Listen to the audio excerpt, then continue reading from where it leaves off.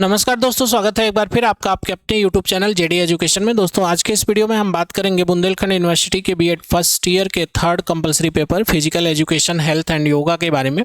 तो physical education का आज का हमारा जो लेक्चर है उसमें हम जिस टॉपिक को पढ़ने वाले हैं वह है आपका स्वास्थ्य शिक्षा की संकल्पना, उद्देश्य एवं कार्यक्षेत्र, मतलब concept, objectives and scope of health education. तो ये हमारा लेक्चर नंबर 6 है। इससे पहले के 5 लेक्चर का वीडियो हम अपलोड कर चुके हैं अपने प्लेलिस्ट में। अगर उन वीडियोस को आपने नहीं देखा तो आप प्लेलिस्ट में जाके इनको देख लीजिए, और इन प्लेलिस्ट में जो वीडियोस हैं उनमें उनके डिस्क्रिप्शन में आपको लिंक मिलेगा टेलीग्राम ग्रुप का बुंदेलखंड यूनिवर्सिटी का, उसमें आप जाके वहाँ से PDF वगैरह भी डाउनलोड कर सकते हैं। आपका एग्ज़ाम बहुत करीब है, 20 जुलाई से स्टार्ट होने वाला है। तो 20 जुलाई से पहले हम कोशिश करेंगे जितना भी लेक्चर दे सकते हैं या जितना भी आपका सिलेबस कवर कर सकते हैं, हम डेली वीडियो बना के उसको हम कवर करने की कोशिश करेंगे। तो चलिए स्टार्ट करते हैं आज का अपना जो लेक्चर है। उसमें सबसे पहले हम लोग देखेंगे कि स्वास्थ्य शिक्षा की संकल्पना क्या है, मतलब कॉन्सेप्ट क्या है फिजिकल एजुकेशन का। तो यहाँ पे अगर हम स्वास्थ्य के बारे में बात करें कि स्वास्थ्य क्या है, ठीक है, हेल्थ के बारे में अगर हम बात करें तो हेल्थ की मीनिंग से आप क्या समझते हैं। देखिए होता क्या था कि पहले पुराने समय में अगर आदमी कोई निरोग है ना, उसको किसी भी तरह का रोग नहीं है, तो ये बोला जाता था कि वो क्या है, स्वस्थ है। लेकिन आज का जो मॉडर्न जो आधुनिक परिप्रेक्ष्य है, मॉडर्न जो पर्सपेक्टिव है, उसके हिसाब से सिर्फ अगर आपके शरीर में किसी भी तरह का कोई रोग नहीं है तो इसका ये मतलब नहीं कि आप स्वस्थ हैं, ठीक है। आप स्वस्थ नहीं हैं इस बात को आप मान लीजिए। कैसे? देखिए आप बहुत सारे लोगों को देखते होंगे कि वो बहुत फिट दिखते हैं, बहुत अच्छे से चलते हैं, बहुत अच्छा उनका मतलब बिहेवियर रहता है, सारी चीज़ें रहती हैं, और वो घर से मान लीजिए निकले, काम पे निकले, और अचानक सुनने में आता है कि उनको अटैक आ गया या कुछ प्रॉब्लम हो गई है ना, इसकी वजह से वो अब नहीं है। तो ऐसा क्यों होता है? दिखने में तो आदमी ठीक ठाक था, फिट था, स्वस्थ दिख रहा था, उसको कोई रोग नहीं था, कुछ भी नहीं था, फिर अचानक ऐसा क्यों हुआ? तो आज के डेट में क्या है ना, हर इंसान मतलब क्या रहता है कि वो स्ट्रेस में रहता है, परेशान रहता है, उसको मेंटली डिस्टर्ब रहता है। हो सकता है उसको किसी फाइनेंशियल क्राइसिस की प्रॉब्लम हो, या सोशल समाज से कोई दिक्कत हो, या परिवार से कोई दिक्कत हो। तो बहुत सारी तरह की समस्याएं हैं जिसकी वजह से इंसान क्या होता है, परेशान रहता है, बट वो बताता नहीं है, और वो मन में अंदर ही अंदर रखे क्या होता है, वो उसको जो है उसकी मतलब एक तरह से अंदर से उसको खोखला कर देती हैं, ठीक है। बीमारी सामने से नहीं दिखती, बाहर से नहीं दिखती, लेकिन अंदर से इंसान बीमारी रहता है। तो किसी स्वस्थ ऐसे देखने में स्वस्थ दिख रहा है आदमी, तो आप ये नहीं कह सकते कि हाँ ये स्वस्थ है, ठीक है। अब यहाँ पे क्या है कि अगर वो मानसिक रूप से, शारीरिक रूप से और सामाजिक रूप से स्वस्थ है तो ही आप कह सकते हैं कि हाँ ये आदमी क्या है, स्वस्थ है। यहाँ पर हम बात करेंगे कि विश्व स्वास्थ्य संगठन WHO ने जो परिभाषा दी है उसके बारे में हम बात कर लेते हैं कि विश्व स्वास्थ्य संगठन के अनुसार क्या परिभाषा दी गई है, उसको जरा देख लीजिए। तो देखिए, स्वास्थ्य केवल रोग या दुर्बलता की अनुपस्थिति नहीं है, बल्कि यह पूर्ण शारीरिक, मानसिक, सामाजिक कल्याण की स्थिति है। मतलब health is a state of complete physical, mental and social well being and not merely the absence of disease और इन्फर्मिटी, ठीक है। अब हम बात करेंगे स्वास्थ्य के आयाम, मतलब जो स्वास्थ्य है इसके कितने आयाम हैं, ठीक है। तो इसके बारे में जरा देख लीजिए कि स्वास्थ्य के कितने आयाम हैं। तो यहाँ पर स्वास्थ्य के जो आयाम दिए गए हैं वो आपको 4 आयाम यहाँ पे दिखाए गए हैं। जैसे एक है आपका फिजिकल हेल्थ, दूसरा है मानसिक हेल्थ, तीसरा क्या है सामाजिक, और चौथा क्या है संवेगात्मक, मतलब इमोशनल हेल्थ के बारे में, ठीक है। आगे हम लोग अगर आपको लिखने के लिए आएगा स्वास्थ्य के आयाम, तो आप ये सारी चीज़ें लिख सकते हैं आराम से, कोई दिक्कत नहीं है, नंबर भी आपको पूरा मिलेगा, ठीक है। अब हम बात करेंगे स्वास्थ्य शिक्षा का अर्थ और परिभाषा। यहाँ पे देख लीजिए कि स्वास्थ्य शिक्षा का सामान्य मतलब स्वास्थ्य शिक्षा जो है, हेल्थ एजुकेशन, सामान्य शिक्षा का वह अभिन्न अंग है जो व्यक्तियों को वैज्ञानिक स्वास्थ्य आदतों, ज्ञान और दृष्टिकोण से समृद्ध करता है ताकि वह स्व प्रेरणा से एक स्वस्थ जीवन जी सके। इस आगे हम लोग इसका डिफिनेशन देखते हैं, कुछ जो महत्वपूर्ण डिफिनेशंस वगैरह हैं उनके बारे में बात करेंगे, परिभाषाएं जो हैं। तो आप देख सकते हैं कि थॉमस वुड के अनुसार, थॉमस वुड ने क्या कहा है कि स्वास्थ्य शिक्षा उन अनुभवों का योग है जो व्यक्ति, समुदाय और नस्ल के स्वास्थ्य से संबंधित आदतों, दृष्टिकोणों और ज्ञान को अनुकूल रूप से प्रभावित करते हैं। ग्रिफिथ के अनुसार स्वास्थ्य शिक्षा का तात्पर्य लोगों के व्यवहार में उस परिवर्तन से है जो उनके स्वास्थ्य सुधार से संबंधित होता है। तो इस तरह की डिफिनेशंस आप दे सकते हैं अपने एग्जाम में, अगर मान लीजिए लिखने के लिए आता है तो आप वहाँ पे लिख सकते हैं स्वास्थ्य के बारे में। स्वास्थ्य शिक्षा की प्रकृति और विशेषता विशेषता की बात करते हैं कि नेचर क्या है और कैरेक्टरिस्टिक्स क्या है। तो नेचर और कैरेक्टरिस्टिक्स को हम यहाँ पे देखते हैं एक एक करके कि स्वास्थ्य शिक्षा जो हेल्थ एजुकेशन है इसका नेचर क्या है और इसकी प्रकृति क्या है, विशेषता क्या है।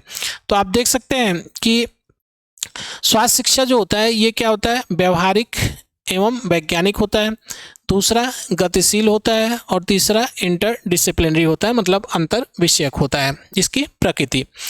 अब वैज्ञानिक एवं व्यवहारिक का क्या मतलब है, तो यह केवल सिद्धांतों तक सीमित नहीं है, यह क्या है, व्यवहारिक भी है। इसे आप अपने दैनिक जीवन में लागू कर सकते हैं, जैसे हाथ धोने का वैज्ञानिक तरीका भी अपना सकते हैं या लोगों को बता सकते हैं। गतिशील कैसे है, तो गतिशील ऐसे है कि जैसे जो भी स्वास्थ्य शिक्षा से संबंधित जरूरी चीज़ें हैं वो समय समय पे बदलती रहती हैं। अगर मान लीजिए कि कोविड-19 आया या किसी भी तरह का कोई नया वायरस आता है तो उसके लिए गाइडलाइंस क्या होती हैं, वो बदल जाती हैं या नई गाइडलाइंस जुड़ जाती हैं। तो इस हिसाब से जो स्वास्थ्य की प्रकृति है वो क्या होती है, गतिशील होती है। यह अंतर्विषयक होता है, मतलब इसमें जीव विज्ञान, मनोविज्ञान और समाजशास्त्र और पोषण विज्ञान से ज्ञान ग्रहण किया जा सकता है। तो इस तरह से ये क्या है, इंटरडिसिप्लिनरी भी होता है। अब आगे हम लोग बात करते हैं कि इसकी विशेषता क्या है, इसका जो कैरेक्टरिस्टिक्स है इसके बारे में हम लोग बात करेंगे। तो देखिए, स्वास्थ्य शिक्षा एक दिन की का प्रोसेस नहीं है कि एक बार आपको स्वास्थ्य शिक्षा दे दिया गया वो उतना पर्याप्त है, नहीं।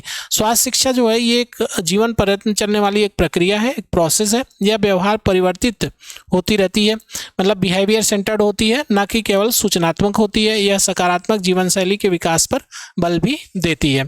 अब इसकी आवश्यकता, महत्व और आधुनिक समाज में क्या भूमिका है इसके बारे में बात करेंगे, मतलब नीड और इम्पोर्टेंस क्या है स्वास्थ्य शिक्षा का। तो स्वास्थ्य शिक्षा की नीड क्या है इसके बारे में हम लोग चर्चा करेंगे और इसका इम्पोर्टेंस क्या है उसके बारे में भी हम लोग यहाँ पे बात करेंगे। तो आप देख सकते हैं कि आज का जो आधुनिक युग में जहां जंक फूड, गतिहीन जीवन शैली और मानसिक तनाव चरम पर है, स्वास्थ्य शिक्षा की भूमिका अनिवार्य हो गई है। मतलब ऐसे समय में स्वास्थ्य शिक्षा देना अत्यंत जरूरी हो गया है। तो यहाँ पे एक एक करके हम देख लेते हैं कि जीवन प्रत्याशा में वृद्धि, मतलब इंक्रीज इन लाइफ एक्सपेक्टेंसीज। स्वस्थ आदतों से असमय होने वाली बीमारियों से बचा जा सकता है। ठीक है, अगर हमारी आदतें सही हैं, स्वस्थ हैं, तो किसी भी गंभीर बीमारी से हम बच सकते हैं। आर्थिक लाभ की बात करें तो prevention is better than cure, मतलब बचाव इलाज से बेहतर है। बीमारियों पर होने वाला भारी खर्च को रोककर राष्ट्र निर्माण में योगदान दिया जा सकता है। विद्यालय शिक्षा में स्थान क्या है इसका, तो विद्यालय वह स्थान है जहां बच्चों की आदतें आकार लेती हैं। यदि प्राथमिक स्तर पर ही स्वास्थ्य शिक्षा दी जाए तो एक स्वस्थ राष्ट्र के राष्ट्र का क्या हो सकता है, नींव तैयार हो सकती है। अब आगे हम लोग बात करेंगे कि शिक्षक और विद्यालय की क्या भूमिका है स्वास्थ्य शिक्षा को लेके। तो आप देख सकते हैं कि यहाँ पर स्वास्थ्य शिक्षा में जो विद्यालय और शिक्षक की भूमिका है उसके बारे में, तो शिक्षक एक रोल मॉडल के रूप में काम कर सकता है। यदि शिक्षक स्वयं तंबाकू, धूम्रपान से दूर रहे और स्वच्छ रहे तो छात्र उसका क्या करते हैं, अनुसरण करते हैं। सकारात्मक वातावरण का निर्माण होगा। विद्यालय परिसर में शुद्ध पेयजल, साफ शौचालय और खेल के मैदान की व्यवस्था करने से जो वातावरण है वो क्या होगा, सकारात्मक होगा। तो इस तरह से विद्यालय की जो भूमिका है उसके बारे में हम यहाँ पे देख सकते हैं।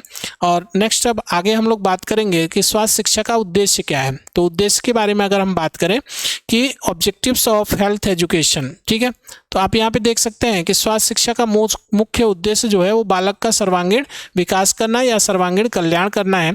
इसके मुख्य उद्देश्यों की व्याख्या नीचे दी गई है, जैसा कि आप यहाँ पे देख सकते हैं। तो एक लोकतांत्रिक भारत में शिक्षा का क्या उद्देश्य है, शिक्षा मतलब आप स्वास्थ्य शिक्षा की बात कर रहे हैं यहाँ पे, तो आप देख सकते हैं यहाँ पर कि स्वास्थ्य शिक्षा जो है वो उसका उद्देश्य क्या है। तो एक एक करके हम लोग यहाँ पे देखते हैं। लोकतांत्रिक नागरिकता का विकास करना, राष्ट्रीय व भावनात्मक एकता को बनाए रखना, वैज्ञानिक दृष्टिकोण डेवलप करना, सामाजिक समानता एवं न्याय, मतलब सभी इसका पालन करें, धर्मनिरपेक्षता व नैतिक मूल्य, व्यावसायिक दक्षता व आत्मनिर्भरता और मानवाधिकार व संवैधानिक, आगे क्या है कि संवैधानिक मूल्य। ठीक है, तो इस तरह से एक एक करके हम लोग यहाँ पे देखते हैं। तो सबसे पहले हम बात करेंगे कि शारीरिक स्वास्थ्य का विकास। ठीक है, तो यहाँ पे आप देख सकते हैं कि छात्रों को शरीर के अंगों, उनकी कार्यप्रणाली और उन्हें सुदृढ़ रखने के तरीकों का ज्ञान देना। विद्यालयी जीवन का उदाहरण आप दे सकते हैं कि जो फिजिकल ट्रेनिंग होती है, योग सत्र और खेलकूद प्रतियोगिताओं का नियमित आयोजन करके हम शारीरिक स्वास्थ्य को ठीक कर सकते हैं, उनका विकास कर सकते हैं। ठीक है, तो डेवलपमेंट ऑफ फिजिकल हेल्थ, अगर हमें शारीरिक विकास करना है, शारीरिक स्वास्थ्य को सही करना है, तो उसके लिए क्या कर सकते हैं कि जो स्कूल में पीटी वगैरह होती है उसकी ट्रेनिंग, योगा सत्र चला सकते हैं, खेलकूद जैसे प्रतियोगिता कर सकते हैं, नियमित अगर आयोजन करते हैं तो बच्चे उसमें पार्टिसिपेट करेंगे और उससे उनका जो फिजिकल हेल्थ है वो मेंटेन रहेगा, अच्छा रहेगा। मानसिक एवं भावनात्मक स्वास्थ्य विकास की बात करें तो ये कैसे सही हो सकता है, इसके बारे में भी हम लोग देख लेते हैं। तो आधुनिक समय में छात्रों में परीक्षा का तनाव और अवसाद मतलब बात करेंगे डिप्रेशन, वो क्या हो रहा है, बढ़ रहा है। स्वास्थ्य शिक्षा छात्रों को भावनाओं को नियंत्रित करना और तनाव प्रबंधन में सिखाती है। जैसे कि अगर हम स्वास्थ्य शिक्षा देते हैं, ठीक है, तो यहाँ पे क्या है कि मानसिक और भावनात्मक स्वास्थ्य का विकास अगर करना है तो उसके लिए हमें क्या करना होगा, स्वास्थ्य शिक्षा देना होगा। और इसमें जैसे योगा वगैरह है, तमाम चीज़ें हैं, तो इससे क्या होता है, जो स्टूडेंट्स के अंदर जो तनाव है, जो स्ट्रेस है, जो डिप्रेशन है, वो सब क्या होगा, वो उसमें कमी आएगी। ठीक है, दैनिक जीवन का उदाहरण दे सकते हैं कि असफलता मिलने पर निराश होने के बजाय सकारात्मक दृष्टिकोण के साथ पुनः प्रयास करना। अगर एक बार हम असफल हो गए तो इसका ये मतलब नहीं कि हमारा जीवन ही व्यर्थ हो गया, नहीं, हमें फिर से क्या करना चाहिए, प्रयास करना चाहिए। अगर हम ऐसा करते हैं तो नो डाउट कभी ना कभी तो सफलता जरूर मिलेगी। आप एक बार हार सकते हैं, हमेशा नहीं हार सकते किसी भी चीज़ के लिए। अगर आप बार बार प्रयास करते रहेंगे तो एक ना एक दिन आप जरूर सफल होंगे। आगे हम बात करेंगे व्यक्तिगत स्वच्छता की आदतें विकसित करना। ठीक है, तो हम इसमें क्या कर सकते हैं, अगर हमें व्यक्तिगत स्वच्छता की बात करें तो हम अपने शरीर की सफाई रख सकते हैं, साफ सुथरे कपड़े पहनना चाहिए या पहन सकते हैं। ठीक है, और यहाँ पे मध्याह्न भोजन जो मिड डे मील होता है उससे पहले शौचालय के उपयोग के बाद गतिविधि का अभ्यास, मतलब यहाँ पे क्या है, स्टेप बाय स्टेप सारी चीज़ें कर सकते हैं कि एक एक करके सारी चीज़ें करना और उसमें साफ सफाई का ध्यान रखना। रोगी की रोकथाम एवं संक्रामक बीमारियों के प्रति जागरूकता, तो मलेरिया, डेंगू, टाइफाइड जैसी संक्रामक बीमारियों के फैलने के कारणों और उनसे बचाव के उपायों का ज्ञान देना। आप एग्जाम्पल दे सकते हैं कि विद्यालय और घर के आसपास पानी जमा न होने दें। ठीक है, इसकी सीख देना ताकि मच्छर न पनप पाए।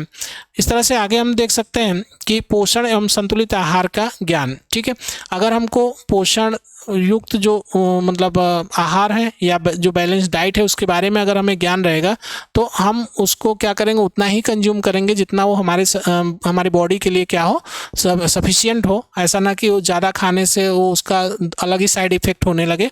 तो इस तरह से हम उन चीज़ों से बच सकते हैं। जैसे जंक फूड है ना, इसमें क्या होता है, चिप्स या पिज्ज़ा वगैरह के नुकसान को समझा सकते हैं। प्रोटीन, विटामिन, कार्बोहाइड्रेट से युक्त संतुलित आहार के महत्व को भी बता सकते हैं। अगर हम बात करें यहाँ पे उदाहरण इसका दें तो टिफिन बॉक्स में हरी सब्जियां और फल के लिए बच्चों को प्रेरित कर सकते हैं। इससे क्या होगा, उनका पोषण और संतुलित आहार भी बना रहेगा। स्वास्थ्य संबंधी वैज्ञानिक दृष्टिकोण विकसित करना, मतलब साइंटिफिक टेम्परामेंट टुवर्ड्स हेल्थ के बारे में बात करें तो बीमारी होने पर झाड़ फूंक या अंधविश्वास का सहारा लेने के बजाय हमें क्या करना चाहिए, डॉक्टर के पास जाना चाहिए और वैज्ञानिक उपचार लेने के लिए सोच विकसित करनी चाहिए। इस तरह से ये सारी चीज़ें हम देख सकते हैं कि नशीले पदार्थों से बचाव के प्रति जागरूक करना। ठीक है, जैसे जो एडोलसेंस है, जो किशोर हैं, किशोरावस्था में छात्र अक्सर अपने सहपाठियों के दबाव में आकर धूम्रपान, शराब या ड्रग्स की ओर आकर्षित होते हैं। इसके दुष्परिणामों से छात्रों को बचाया जा सकता है अगर हम नशीले पदार्थों से बचाव के बारे में बच्चों को जागरूक करें। तो अब हम बात करेंगे कि स्वास्थ्य शिक्षा का कार्यक्षेत्र क्या है, स्कोप ऑफ हेल्थ एजुकेशन। तो इसके स्कोप के बारे में अगर हम देखें तो स्वास्थ्य शिक्षा का जो कार्यक्षेत्र है वो अत्यंत व्यापक है। इसके प्रमुख क्षेत्रों का वर्गीकरण और निम्नलिखित तालिका विवरण हम नीचे यहाँ पे देख सकते हैं। तो आप देख सकते हैं स्वास्थ्य शिक्षा के कार्यक्षेत्र की रूपरेखा यहाँ पे दी गई है और इसमें सबसे पहले हम देखते हैं व्यक्तिगत स्वास्थ्य के बारे में। ठीक है, तो व्यक्तिगत स्वास्थ्य में हमारा क्या है, जैसे त्वचा की सफाई, दांत, आँख, नाखूनों की सफाई, पर्याप्त नींद, विश्राम इत्यादि इसमें शामिल कर सकते हैं।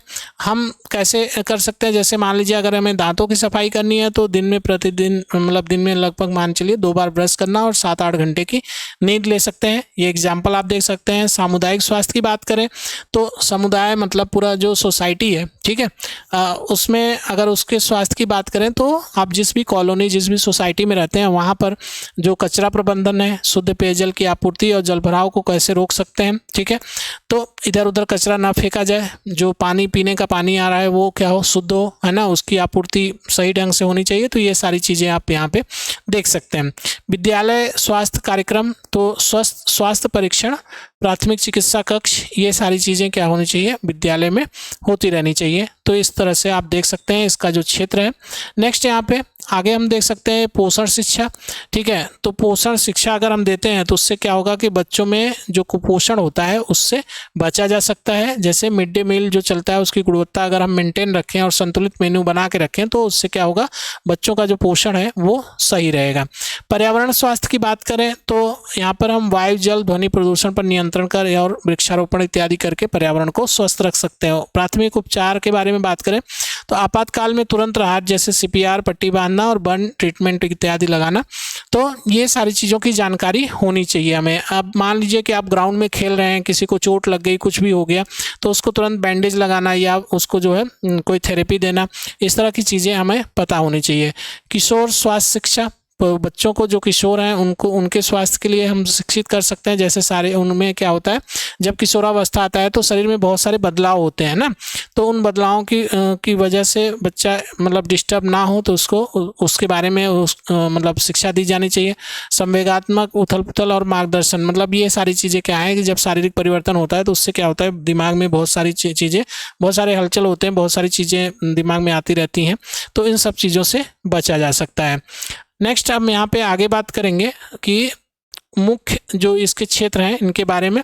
तो अब हम एक एक करके यहाँ पे देखेंगे कि विद्यालय स्वास्थ्य कार्यक्रम के बारे में। ठीक है, तो यह कार्यक्षेत्र का सबसे महत्वपूर्ण हिस्सा होता है। इसके 3 मुख्य घटक होते हैं, जैसे स्वस्थ विद्यालयी वातावरण। ठीक है, अब यहाँ पे क्या है कि अगर हमें विद्यालय का वातावरण स्वस्थ रखना है तो सबसे पहले हमें क्या करना चाहिए, विद्यालय का जो इंफ्रास्ट्रक्चर है, जो बिल्डिंग है, वो जो क्लासरूम है जहाँ बच्चे बैठते हैं उसकी साफ सफाई है ना, और क्लासरूम कैसा होना चाहिए, हवादार होना चाहिए, वहाँ पर पर्याप्त रोशनी होनी चाहिए, और विद्यालय में जो शौचालय वगैरह हैं, जो टॉयलेट वगैरह हैं, वो भी क्या हो, साफ सुथरे होने चाहिए। स्वास्थ्य सेवाएं, टीकाकरण, प्राथमिक उपचार और नियमित स्वास्थ्य रिकॉर्ड बनाना। स्वास्थ्य अनुदेशन, मतलब समय सारणी में स्वास्थ्य शिक्षा के लिए विशेष पीरियड अलॉट करना, मतलब कि स्वास्थ्य के बारे में जो शिक्षा दी जाएगी उसके लिए समय सारणी में उसको महत्वपूर्ण स्थान देना जरूरी है। प्राथमिक उपचार, फर्स्ट एड एजुकेशन की बात करें तो प्रत्येक विद्यार्थी और शिक्षक को प्राथमिक उपचार का ज्ञान होना ही चाहिए। आकस्मिक दुर्घटना होने पर डॉक्टर के आने से पहले दिए जाने वाला अस्थायी उपचार जो जीवन बचा सकता है, जैसे कि सांप के काटने पर, पैर मुड़ने पर या बेहोश होने पर की जाने वाली तत्कालिक जो क्रियाएं होती हैं वही क्या होती हैं, आपका फर्स्ट एड एजुकेशन में शामिल होती हैं। जनसंख्या एवं यौन शिक्षा, तो इस तरह में यहाँ पे देख सकते हैं कि यह भ्रांतियों को दूर करने और सुरक्षित व्यवहार को बढ़ावा देने के लिए आवश्यक है। माध्यमिक और उच्च माध्यमिक स्तर के विद्यार्थियों को उनके शरीर में हो रहे हार्मोनल बदलावों के प्रति वैज्ञानिक दृष्टिकोण देना इसका प्रमुख हिस्सा है। ठीक है, अब यहाँ पे इसकी कुछ तुलनात्मक टेबल दिया गया है, इसको आप देख लेंगे, है ना, बाकी नोट्स हम दे देंगे, उसमें आप पढ़ लीजिएगा। तो यहाँ पर क्या है कि स्वास्थ्य शिक्षा और सामान्य शिक्षा में अंतर, अगर ऐसा प्रश्न आपसे पूछा जाता है कि स्वास्थ्य शिक्षा और सामान्य शिक्षा में क्या अंतर है, difference between health education and general education, तो आप उसका डिफरेंस लिख सकते हैं, यहाँ पे आपको दे दिया गया है। ठीक है, अगर ऐसा क्वेश्चन आता है तो आप आराम से लिख के आएंगे, इसको छोड़ के नहीं आएंगे। ठीक, अब हम बात करेंगे कि NEP 2020 के दृष्टिकोण से स्वास्थ्य शिक्षा का क्या इम्पोर्टेंस है, या क्या इसका मतलब राष्ट्रीय शिक्षा नीति के संदर्भ में स्वास्थ्य शिक्षा क्या है। तो NEP 2020 में स्वास्थ्य और कल्याण को शिक्षा के केंद्र में रखा गया है। समग्र प्रगति कार्ड, जैसे छात्र के स्वास्थ्य, फिटनेस और खेलकूद के प्रदर्शन को भी रिपोर्ट कार्ड में स्थान दिया जाना चाहिए, यह दिया गया है। नियमित स्वास्थ्य जांच, नीति के अनुसार सभी स्कूली छात्रों की नियमित स्वास्थ्य जांच की जाए और उन्हें डिजिटल हेल्थ ID कार्ड वगैरह जारी किए जाएं। मानसिक स्वास्थ्य पर बल, विद्यालयों में विशेष रूप से काउंसलर होने चाहिए, काउंसलर की नियुक्ति होनी चाहिए, इसकी सिफारिश की गई है ताकि छात्रों के मानसिक तनाव को दूर किया जा सके। विद्यालय में स्वास्थ्य शिक्षा को प्रभावी बनाने के क्या उपाय हो सकते हैं, क्या स्ट्रेटजी अपना सकते हैं हम, इसके बारे में भी आपको पता होना चाहिए। और यहाँ पे देखिए क्या स्ट्रेटजी आप अपना सकते हैं। तो क्रियात्मक अधिगम की बात करें, लर्निंग बाय डूइंग। ठीक है, तो केवल ब्लैक बोर्ड पर लिखने की बजाय बच्चों से पोस्टर बनवाना, नुक्कड़ नाटक आयोजित करना इत्यादि करके हम क्या कर सकते हैं, स्वास्थ्य शिक्षा को और प्रभावी बना सकते हैं। PTA करके, मतलब जो पेरेंट टीचर जो एसोसिएशन की जो मीटिंग होती है उसमें, तो माता पिता को भी बच्चों के स्वास्थ्य और डाइट चार्ट के प्रति जागरूक करना, क्योंकि घर का माहौल भी उतना ही महत्वपूर्ण होता है। पुरस्कार प्रणाली भी अपनानी चाहिए, सबसे स्वच्छ रहने वाले छात्र या कक्षा को हेल्थ एंड हाइजीन अवार्ड देना, जिससे अन्य बच्चे भी क्या हो, प्रेरित हो। तो इस तरह से अभी तक जितनी भी चीज़ें पढ़ी हमने उसका कंक्लूजन देख लेते हैं, उसको कंक्लूड कर लेते हैं कि क्या निष्कर्ष निकलता है। तो निष्कर्षतः यह कहा जा सकता है कि स्वास्थ्य शिक्षा कोई अतिरिक्त या वैकल्पिक विषय नहीं है, बल्कि यह मानव जीवन की आधारशिला है। जब तक हमारे विद्यार्थी शारीरिक रूप से स्वस्थ और मानसिक रूप से शांत नहीं होंगे, तब तक वे किसी भी प्रकार की संज्ञानात्मक शिक्षा को आत्मसात नहीं कर सकते। विद्यालय स्तर पर प्रभावी स्वास्थ्य शिक्षा के माध्यम से ही हम भारत को एक सशक्त, समृद्ध और ऊर्जावान राष्ट्र बना सकते हैं। तो इस तरह से हमारा आज का लेक्चर यहीं पे संपन्न हुआ। उम्मीद है कि आपको वीडियो अच्छा लगा होगा, और वीडियो अच्छा लगा तो एक लाइक ज़रूर करिएगा और शेयर करिएगा उन बच्चों के पास जो बीएड का एग्ज़ाम देने जा रहे हैं, Bundelkhand university BEd first year का, उनके साथ ज़रूर शेयर करिएगा, आपके कॉलेज के ग्रुप में शेयर करिएगा, ताकि ये वीडियो ज़्यादा से ज़्यादा लोगों तक पहुँचे। और इससे क्या होगा, हमें भी मोटिवेशन मिलेगा, ताकि हम आगे भी आपके साथ काम करते रहें। ठीक है, यहाँ पे सबसे ज़रूरी चीज़ हम ये बता दें कि जैसे मान लीजिए अगर स्वास्थ्य शिक्षा के कॉन्सेप्ट लिखने के लिए आया, तो आप कॉपी, जैसे बहुत सारे लोग क्या करते हैं ना कि सीधे सीधे उनको पेज भरने से मतलब रहता है। देखिए, आप किसी प्रश्न का उत्तर अगर 4 पेज में लिखें, ठीक है, और कोई बच्चा 2 ही पेज में किसी प्रश्न का उत्तर दे रहा है, लेकिन दोनों के लिखने का तरीका अगर अलग अलग है ना, तो नंबर में कोई बहुत डिफरेंस नहीं आएगा। हो सकता है ये ज़्यादा अच्छा नंबर पा जाए और आप कम नंबर पाएँ। तो जब भी आप प्रश्न लिखें तो सबसे पहले आप इंट्रोडक्शन जरूर लिखें। प्रश्न का उत्तर लिखते समय इंट्रोडक्शन, बिना इंट्रोडक्शन डाले आप शुरुआत नहीं करेंगे। उसके बाद जिस भी टॉपिक को आप या जिस भी प्रश्न का उत्तर दे रहे हैं, उस टॉपिक से रिलेटेड उसकी मीनिंग क्या है, इसके बारे में आप ज़रूर लिखिए। मीनिंग के बाद आप डेफिनेशन लिखना नहीं भूलेंगे, ठीक है, तो डेफिनेशन भी ज़रूर दीजिए, और डेफिनेशन देने के बाद फिर आप उसके बारे में लिखना स्टार्ट करिए, और सबसे लास्ट में कंक्लूजन ज़रूर दीजिए। ठीक है, अगर इतने सारे पॉइंट्स आप याद रखेंगे तो आप अच्छा नंबर ले आएंगे, कम लिख के भी। लेकिन अगर आप सीधे सीधे प्रश्न का उत्तर यहाँ पे आपने डाला, प्रश्नोत्तर, है ना, और फिर क्या हुआ, यहाँ पे राम कथा लिखना स्टार्ट कर दिया, आप 4 पेज लिख डाले, तो इससे बहुत अच्छा नंबर नहीं मिलेगा। नंबर किससे मिलेगा, आप कम ही लिखो, लेकिन उसको एक सुव्यवस्थित ढंग से लिखो, अच्छे से लिखो, ताकि कॉपी चेक करने वाला जब आपकी कॉपी देखे तो उसको लगे कि हाँ, बच्चे ने पढ़ाई की है और उसने लिखा हुआ है कुछ। ठीक है, तो इस तरह से चीज़ें आप ज़रूर फॉलो करिएगा, अच्छा मार्क्स आएगा, नो डाउट। बाकी नेक्स्ट वीडियो के साथ हम आपके साथ फिर आते हैं, तब तक आप अपना ख्याल रखिए, मन लगा के पढ़ाई करिए। बहुत बहुत धन्यवाद।